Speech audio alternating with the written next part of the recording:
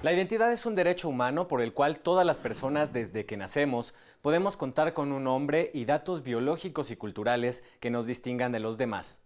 Hoy un asesor jurídico federal nos explicará en qué consiste este derecho humano y cómo se puede hacer efectivo si llega a ser vulnerado. Mi nombre es Emanuel Saldaña, quédese con nosotros, ya inicia Te Defendemos.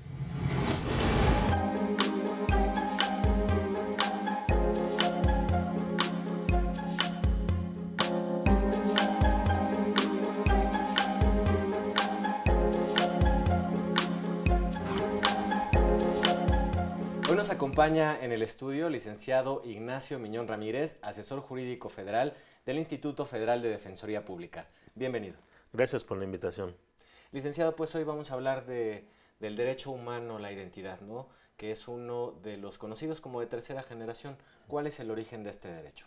Tiene su origen en la Declaración Universal de los Derechos Humanos, a mitad del siglo pasado, en donde se clasificaron los derechos humanos como de primera, segunda y tercera generación.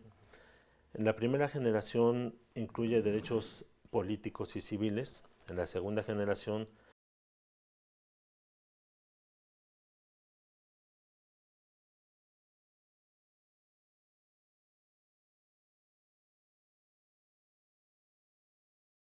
gestando los derechos de cuarta generación, en donde en relación con la identidad se está contemplando la posibilidad de que exista ya un registro electrónico, un registro ya digital en donde conste la identidad de las personas.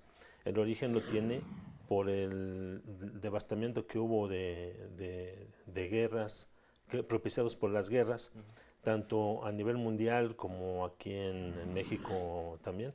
En la Segunda Guerra Mundial mucha gente quedó sin registros. Entonces eso preocupó porque había mucha población que no tenía algún registro que permitiera saber de dónde era la persona, quién era, en dónde nació. Y aquí en México, desde la Revolución quedó mucha gente también sin tener un registro pleno para conocer realmente de quién se trataba. Hoy en día, ¿cómo se materializa este derecho en nuestro país? ¿Sigue habiendo rezagos en cuanto al registro de las personas? Sí, hay mucho rezago. Y se materializa a través precisamente de los registros civiles que están laborando de acuerdo a las normas del Estado, en donde ahora, hoy en día, las personas cuando nacen tienen que ser registradas de manera inmediata como forma de tratar de combatir o abatir el rezago que hay.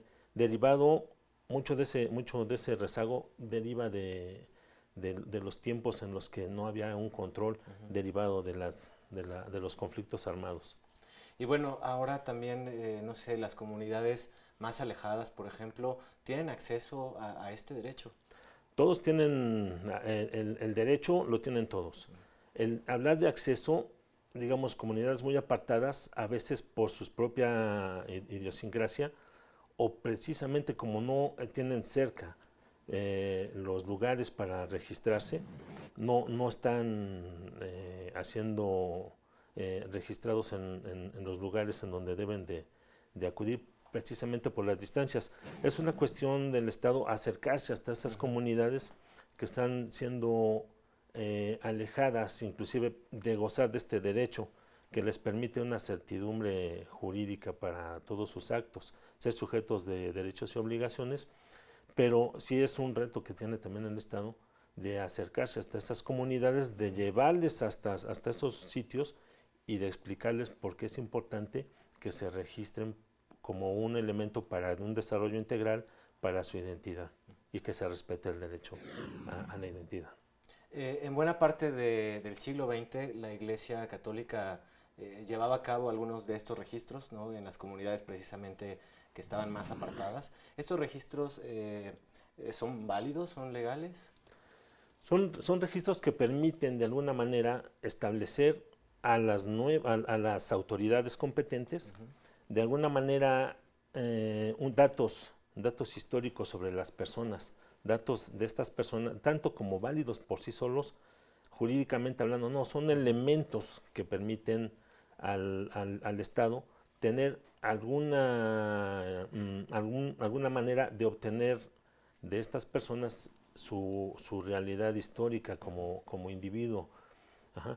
De alguna manera esos registros permiten tener ya al menos una base para poder establecer sobre alguien que no haya sido registrado a través de los medios legales, a través de las autoridades competentes, pues obtener datos para poder presumir que se llama a la persona como dice y que nació en el lugar en donde también refiere según los registros eclesiásticos. Este derecho a la identidad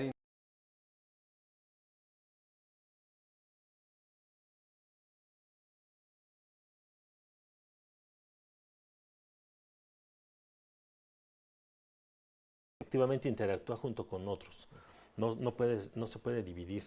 Entonces, este derecho permite al individuo, a la persona, tener una seguridad jurídica respecto de sus actos.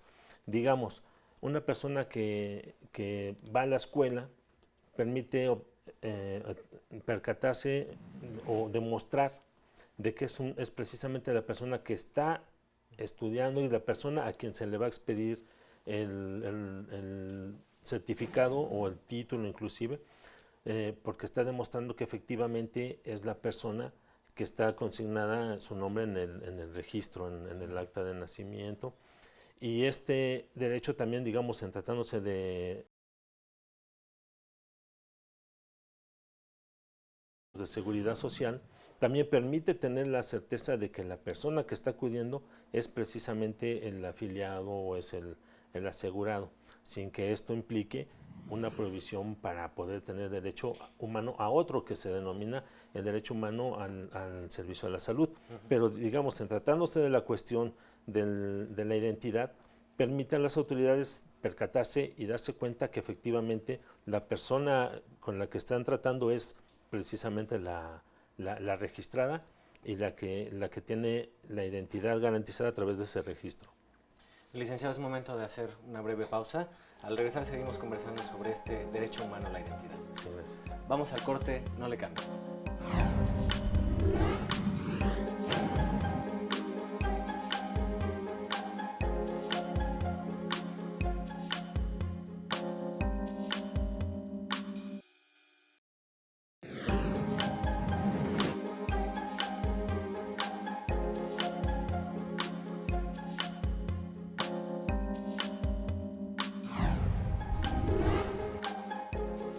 Ya estamos de regreso, estamos platicando con Ignacio Miñón Ramírez, asesor jurídico federal, acerca del derecho humano a la identidad.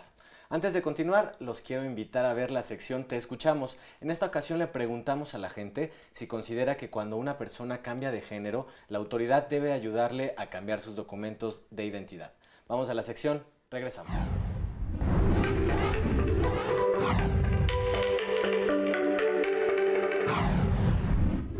Creo que están en la libertad de hacer lo que ellos desean y pues no se debe juzgar ni hacer nada en particular, sino que también debe de haber un apoyo para ellos. Pues bueno, también es muy importante porque si ellos tienen algo importante, pues ya agilizan mayor el proceso y también tienen más, ¿cómo puedo decir? Más accesibilidad a otras cosas. La verdad sí tendrán que dárselos, o sea, porque es un derecho que tienen ante la Constitución. Entonces no tendrán que discriminarlos, porque ahí desde un principio están haciendo una discriminación hasta su género que están eligiendo. Yo creo que es algo muy difícil y va aquí mucho la cultura y incluso las religiones. Entonces creo que estamos en un país que no está todavía apto como para tomar decisiones tan drásticas porque tenemos una cultura que todavía no rige mucho y tenemos un machismo que todavía no rige. Bueno, pues yo digo que es importante, en cierto modo, pues que las autoridades, de alguna forma se apeguen al modernismo, a lo que estamos viviendo, los cambios. Y es verdad que hay muchas dificultades que tendremos que superar para lograr una comunidad igualitaria. Sí, yo creo que esa reciprocidad falta. Y pues más que por discriminación, creo que estamos erróneamente acostumbrados a un estilo de vida como lo antes era el machismo o cosas así. Y pues creo que eso, aunque a pesar de que ya está siendo legal y aprobado, pues sigue estando mal visto. No debería de por qué tratarte diferente o hacer trámites de más o de menos por ser un género diferente o que tú quieras ser uno diferente. No debería de por qué trabarte eso. Yo creo que es miedo a algo nuevo, a algo que no están acostumbrados. Porque hay muchos como estereotipos que tenemos, que pues también desde que nos crían, pues no, pues es que tú eres niña y tú vas con las niñas. Y también todo eso yo creo que es lo que afecta, ¿no? No creo que sea tanto como una discriminación. Si es de parte o por parte del gobierno, yo pienso más bien que es legal, ¿no? Porque pues si eres niño, si naciste niña, eres niña. Y no creo que sea como discriminación, es legal, ¿no? Si eres niño, que te registren como niño, si eres niña, como niña. Si no, no, ¿por qué no? ¿Nacieron niños o nacieron niñas? Entonces no creo que sea discriminación. Lo que sí es un hecho para mí es que, bueno, yo no estoy de acuerdo. La verdad es que yo soy cristiana evangélica, entonces para mí es atentar contra el diseño de Dios. Y para mí si no lo hacen, pues qué bueno. Bueno, esa es mi opinión personal. Lo que pasa es que todo ser humano tiene derecho, tiene sus derechos y hay que saberlos respetar. Acá y en cualquier lugar del mundo, definitivamente hay que respetarlos. Bueno, pues ahí estuvo la opinión de la gente. ¿Cuál es su impresión? Advierto que es mucha gente joven la que opinó en este momento, pero también es cierto que no es tanto de que el Estado no esté haciendo algo ahorita, ya en cuestión actual. Sí se está realizando mucho camino por parte estatal, ya atento también al progresismo que se ha dado entrada aquí en la ciudad, en México, todo el país, en el mundo, no solamente desde aquí. Y en este sentido sí hay ya reglamentación que está siendo actualizada. La Suprema Corte de Justicia, en la primera sala, estableció que en tratándose de la cuestión de reasignación sexogenérica, que fue el tema que estuvieron tocando la mayoría, inclusive ya no es necesario que sea a través de una sentencia para una persona que logró la reasignación sexogenérica, que se establezca en el acta, en el rubro de observaciones, en nombre o con la nueva identidad de la persona, sino porque esto se puede considerar como una especie de discriminación indirecta. Entonces, hoy en día ya se establece que se le debe de realizar un documento nuevo, un documento en el cual conste la nueva identidad de la persona, se registre en el mismo documento ya de acuerdo a la reasignación sexogenérica de la persona, de tal manera de que tanto así como que el Estado ya siga estando un tanto retrógrado en ideas o algo, ya no es así. Ya actualmente la Suprema Corte de Justicia, la Constitución Política de Estados Unidos Mexicanos establecen tanto criterios en la Corte como establecido el legislador en la Constitución, las formas de que ahora ya los registros deben realizarse de acuerdo a las reasignaciones sexogenéricas, que en este caso viene siendo que los encargados de los registros civiles deben de realizar documentos nuevos a las personas que tengan esta peculiaridad. Y bueno, ya nos decía que el derecho, la identidad, pues interactúa con los demás derechos como el derecho a la educación, el derecho a la salud, no es una llave para ejercer algunos otros derechos. Pero sí. ¿Qué pasa cuando una persona no es registrada? ¿El Estado puede negarle el acceso a estos otros derechos? No, son también derechos que son no dependen del registro de la persona. Estos derechos por sí solos también son unos derechos que se tienen que respetar. En tales casos, la persona tiene derecho al servicio de salud, aun y cuando no tenga el registro el Instituto de Seguridad Social o la institución médica que esté tratando a la persona. En este caso, si la persona no tiene el registro, sea porque no simple y sencillamente no lo tenga desde nacimiento, lo desconozca si lo tiene, si una persona enferma que no tiene el conocimiento de que necesita un registro para que lo atiendan, se le tiene que proporcionar el servicio a la salud, inclusive que le abarque los 3 niveles de atención, desde que es urgencias, inclusive un médico familiar, servicios más especializados, hasta operaciones, y el suministro de medicamentos. No es, aunque sí, de alguna manera, ese registro que permite la identidad de la persona, también le permite en este caso a las instituciones saber con quién están tratando y a quién atendieron, y de alguna manera llevarle sus historiales clínicos, sus historiales médicos a esta persona, que no van a nombrar de una manera arbitraria a una persona X o una persona Y, sino que ya deben de saber al menos quién es esta persona. Muy bien, licenciado, pues es momento de hacer una segunda breve pausa. Al regresar ya tendremos aquí algunas llamadas del auditorio para darle respuesta. Regresamos.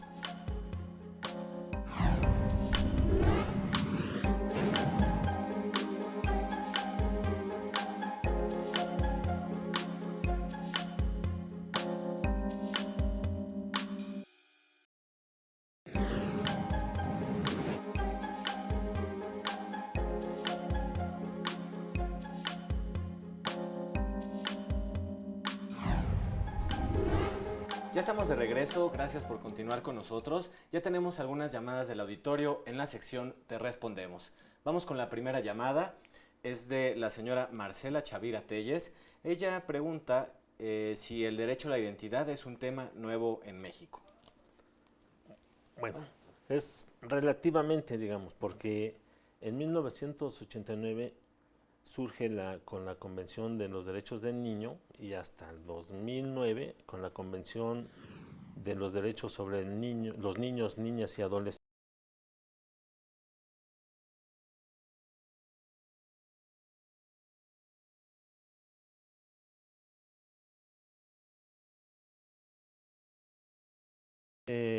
La reforma ya establece en el artículo 4 la obligación que tiene el Estado de registrar a las personas que nacen de forma inmediata. Es, digamos que relativamente novedoso, tomando en cuenta que pues esto ya data desde el siglo pasado.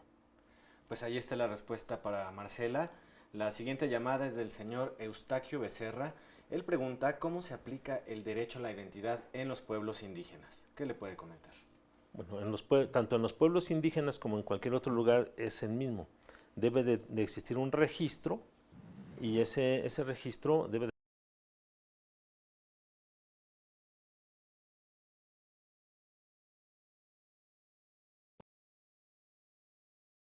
como individuo, y el derecho que tiene la población como pueblo indígena. Claro. Entonces el pueblo indígena como población, en este caso, tiene derecho también de ser identificado como tal, pero como pueblo indígena. Entonces, este pueblo, independientemente de que tenga una identidad como tal, sus miembros, en lo particular, deben de tener un registro de identidad personalizado, que les permita ser sujetos de derechos y obligaciones, y que permita su sano desarrollo integral y también el respeto a su dignidad humana, independientemente de la ideología, de la religión y de las costumbres, de las cuestiones culturales del pueblo indígena. Porque hay pueblos indígenas que también hay que considerar que muchos están apartados de los lugares de registro, y ellos, como mencionaba al principio, pues a veces acuden a registros eclesiásticos en vez de acudir a los registros establecidos por la ley, los registros civiles. En este caso, los pueblos indígenas, por ejemplo, el registro se tiene que hacer en su lengua originaria. Sí, puede ser en su lengua originaria. Muy bien. Vamos con la siguiente llamada, es de Claudia Romero López. Ella pregunta si en la reasignación sexogenérica se puede reclamar el derecho a la identidad. Dice que alguien que decidió cambiar su identidad sexogenérica sigue llevando un nombre de un género que ya corresponde con su realidad. Y nos pregunta qué podría hacer esta persona. Sí, tiene relación con lo que pasaron en el corte. Efectivamente, esta persona hoy en día puede acudir ya a los registros civiles de una manera más pronta, de una manera administrativa, y ya que se le expida el nuevo documento, su nuevo registro, en el que conste su nueva identidad de acuerdo a la reasignación sexogenérica que demuestre. Entonces, de alguna manera se evita ya el llevar todo un juicio con la finalidad de que se logre que ese registro se haga en el acta de nacimiento originaria que tenía la persona. Digo que tenía porque ahora ya se le va a expedir una nueva. Ya no es necesario que sea a través de todo un procedimiento judicial y que lo ordene un juez para que en el documento originario se clarifique o se registre el nombre nuevo de acuerdo a la reasignación sexogenérica, porque como lo comentaba, se puede interpretar, de acuerdo a la Corte, que es una manera de estar indirectamente todavía discriminando a la persona, porque esta persona finalmente va a tener, si se quedara en el mismo documento, va a tener todavía el estigma de que está su anterior nombre y ya no está el nuevo. Entonces, esta situación, como derecho humano, le permite a esta persona que se le expida un documento nuevo en el que conste su nueva identidad de acuerdo a sus nuevos datos de reasignación sexogenérica. Y bueno, esto en el caso, por ejemplo, que nos dice del acta de nacimiento, ¿no? Pero ¿qué hay de los documentos, por ejemplo, de educativos, ¿no? De una institución de los educativa. Que derivan. Sí, de la misma manera, ya teniendo su documento originario, su documento primario, que viene siendo el acta de nacimiento, puede acudir entonces a los centros educativos, en donde, o inclusive ya hasta a nivel profesional, acudir para que se tome su nuevo nombre y se le expida el nuevo, digamos, hablando de un título profesional o de un certificado, se le expida el mismo con su nuevo nombre y con su nueva reasignación sexogenérica. Pero sí, en este caso, esas instituciones tienen la obligación de realizar el nuevo registro. El nuevo registro, perfecto. Porque ese es un respeto a la dignidad de la persona y también se respeta aquí su libre desarrollo integral, como respeto al derecho a la identidad. Así es. Muy bien, licenciado, pues ya se nos termina el tiempo. Le agradecemos mucho que haya venido a platicarnos sobre este tema. Y si la gente que nos está viendo tiene alguna pregunta o necesita asesoría, ¿el Instituto Federal de Defensoría Pública es competente en este tema? Sí, fíjese que en el Instituto Federal de Defensoría Pública siempre se garantiza el acceso a la justicia a todas esas personas, todas aquellas personas que tratándose de este tema y de muchos otros,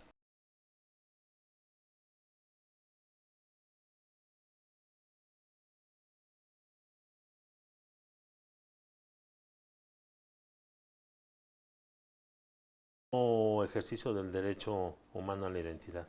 También existe una vía telefónica de FENSATEL que pueden llamar las personas al 01800 22 42 42 6, en donde pueden ser atendidos de forma inmediata por abogados asesores jurídicos. Perfecto, licenciado Ignacio Miñón Ramírez, asesor jurídico federal, muchísimas gracias. A ustedes, muchas gracias. Ya nos vamos, agradecemos a nuestro equipo de producción que hace posible este programa, a usted por sintonizarnos, lo esperamos la próxima semana, quédese en la señal de Justicia TV.